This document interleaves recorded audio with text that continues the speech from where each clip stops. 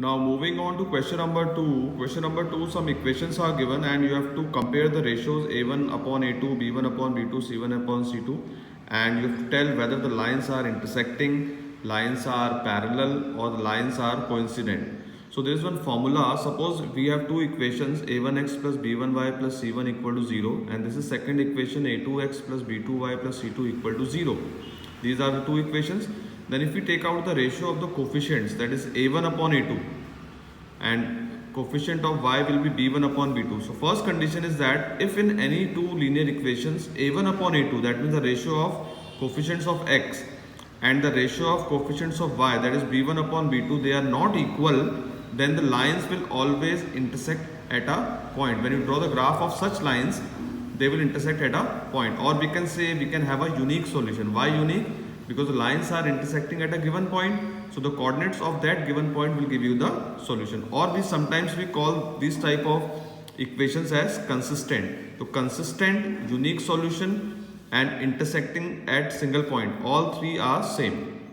Secondly, if a1 upon a2 is equal to b1 upon b2, the ratios are same but not equal to c1 upon c2, then the lines are parallel. Lines are parallel means they will not meet, or they don't have any solution, or the equations are inconsistent. So all are same thing.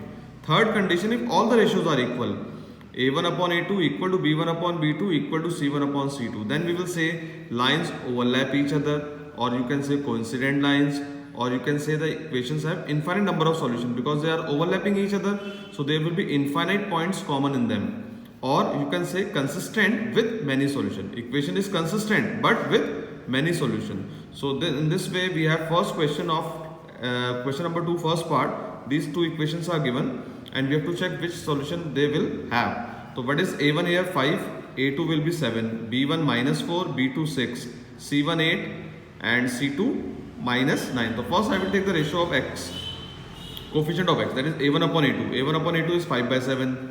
Then b1 upon b2 minus 4 upon 6, that is minus 2 by 3. Now see, this is 5 upon 7, this is minus 2 upon 3, both are unequal, so no need to take out for c1 upon c2. In case a1 upon a2 and b1 upon b2 they are coming equal, then you move on to the third condition. So if initially they are not equal, then we will say a1 upon a2 not equal to b1 upon b2, therefore lines intersect at a point.